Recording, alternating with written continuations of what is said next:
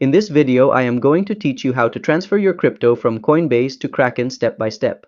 This is useful if you want to trade or hold your crypto on Kraken instead. Let's get started. Go to kraken.com and sign into your account. Make sure you have verified your identity first to unlock deposits.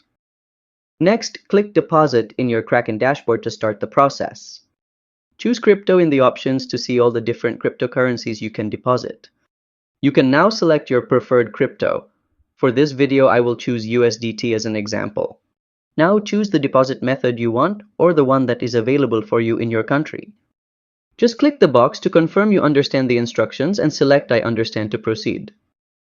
Now go to Coinbase, click Send and paste the wallet address that Kraken generated, then complete the transfer. And that's how you transfer crypto from Coinbase to Kraken. If you found this tutorial helpful, hit the like button and subscribe to How to Tutor for more simple crypto guides. See you next time!